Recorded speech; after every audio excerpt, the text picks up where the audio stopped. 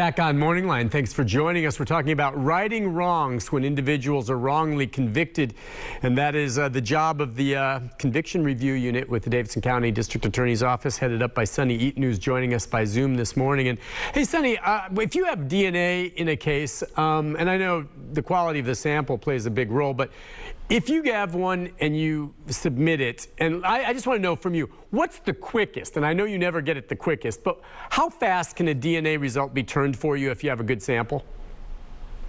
It really varies. Honestly, it really varies. It can be very quick. It can take a long time.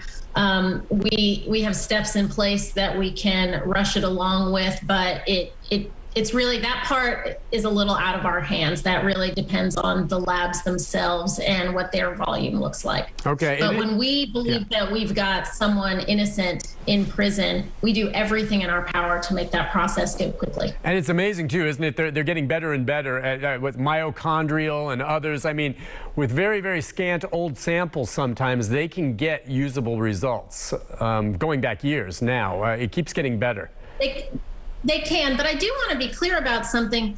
I wish that it was as simple as DNA all the time, but that's rare. It is rare that we are dealing with cases where there's new DNA, and that's actually why units like mine are so important. Because when there's new DNA, the question can be simple. That may not require a lengthy investigation. I mean, that doesn't always make it simple, but that is certainly a cleaner avenue to get to a finding of actual innocence in a courtroom.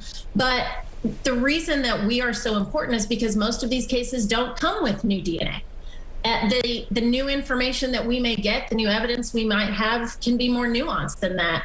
And it will require a holistic, entirely new investigation, looking at every single piece of evidence based on what we knew then and based on what we know now. Yeah, that's amazing. I want to talk a little bit just about how the cases come to you, and the Innocence Project does a fantastic job, and they can come to you with a ton of information. How many people on your staff and your team? Well, technically there's one full-time staff member, and that's me, but I have asked for more resources and I have been given more resources. Okay. So depending on what we're working on at the time, I've had as many as 5 people working on a case. We had an all hands on deck for Joyce Watkins and Charlie Dunn. And at that time we had a victim witness coordinator, which I do employ on my team regularly as a victim witness coordinator. We had a full-time investigator, 2 interns, and 2 attorneys. Okay, so it depends when you have something like that going down. I guess, though, with you probably have all types of cases that come across your desk. Some of those, minus involvement of the Innocent Project, you may be looking at, but when you have an organization like that that can come to you and hand you a lot of this for you then to vet, is that where a lot of it really comes from? Because I think you've been pretty clear. They played a big role in the Watkins case. They have. I mean, they initiated that case. Yeah. Some cases we self-initiate. Some cases come to us, what we call pro se, directly from applicants without an attorney. Some from other defense lawyers. A case that we did not long ago came to us from a Metro police detective who saw something wrong and brought it to us. So we get our cases from a variety of places. Well, can you give me an idea of kind of what you look at? I mean, you can imagine in the media business, and I probably get texts or emails from inmates or letters or families time and again, and they're all saying they're innocent, okay? And they all sometimes make a decent case. There have been a few over the years that I've taken note of that actually played out. But what are when someone comes to you with this, what are the types of things you look for that might give you an indication this is worth spending more time on? And it's got to be quick, because you're getting zillions of them, and it's kind of like, how do you decide? What do you look for? Are there flags that you say, okay, this one goes in this pile because it's worth checking out, this one, no? Yes, I mean, that's really how it does happen. Although I want to make sure that my eyes are not the only eyes on a case ever, especially when we're declining something. So ours is a 2-eye process for each stage. But like I said, in that first stage, we're asking basic questions. Is it our jurisdiction? Is it actual innocence that's being claimed? Is it verifiable information? A letter from someone who's passed away saying, I did it, that's typically not going to get us there. Right. So our first stage questions are pretty broad, but then as we narrow our investigation, the questions we ask change. And then we start looking at the full timeline. We start looking at how bias may have played a role. We review interview tapes and interrogation information. Sometimes we might employ the use of a polygraph, although in very limited cases. There is a wide breadth to our investigations. We really try to leave no stone unturned. And we don't only work with the Innocence Project, but we certainly have the most close relationship with them. We work with them the most often. But when we get these applications, vetting them has to, in early stages, err on the side of inclusion, and in later stages, be very strict in what gets us there. Because again, we are disturbing the decisions of juries. Right. And often the cases have been litigated multiple times. So we want to view the evidence in a light that is fair to everyone. But what's special about our unit is, unlike a defense lawyer or unlike a prosecutor who's handling a case, we're not trying to prove a side. We don't have the bias of advocacy.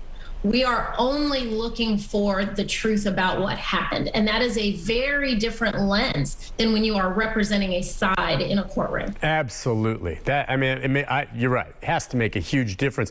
Do you find, I don't know, you probably can't put a percentage on it, but we were talking about what the issues come into play. And so what percentage, is it mostly times when new evidence has surfaced, be it witnesses, DNA, whatever it may be? What percentage of that compared to where you find some type of misconduct? We always have to start with new evidence, because even if misconduct was at play, that would have been available to litigate often at a jury trial. Now, sometimes it isn't available. Sometimes we don't know about a pattern of misconduct for several years, a decade. And that in and of itself can constitute new evidence. But unless it's clear like that, if it was available at a jury trial, that is not enough to get us there. If it was something that the defense could have dealt with at a trial, that won't get us to a CRU investigation. Our information has to be new and not prior presented to a jury. Oh, okay. So it has to be new. But I mean, if you had, I guess, yeah, you're right. If it would be evidence. I'm trying to think what type of prosecutorial misconduct would come into play. I mean, you could have a racist prosecutor. You could have a prosecutor that withholds, discovery or something like that. And that would be withholding evidence. And that would be evidence that you'd say, wait a second, you withheld that? You think the jury would have liked to have heard that in the defense? That's a pretty obvious case, right? Exactly that. And that would constitute new evidence. I mean, and that's happened. In several of our cases, we have found evidence that was not turned over. And we're identifying where those gaps in the process took place. They didn't always take place from prosecutor to defendant. Sometimes they took place from investigating agency to the DA's office. Sometimes the DA's office didn't have the information, and so they couldn't account for it in their analysis or turn it over. And our responsibility as the state, I don't mean to be glib, but there's no I in team. If the investigative agency didn't turn something over, and then the DA's office did not turn something over, that is our ultimate responsibility regardless. And when we find that kind of thing, what you mentioned is Brady. And for those who don't know, that's information that would be favorable to the defense. A simpler way to put that is information that tends towards innocence of the defendant. If they didn't have that at their disposal, and we believe, they should always have that. So the first thing we want to do is remedy that.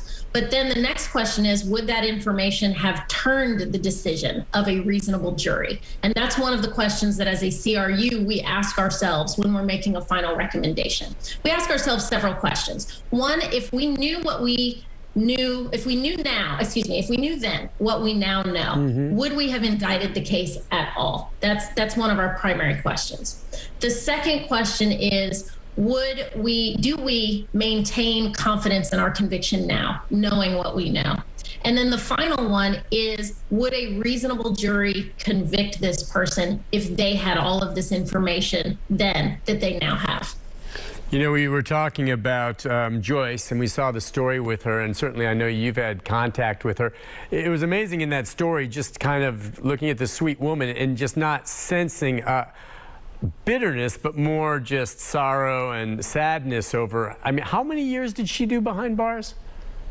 27. Oh, man.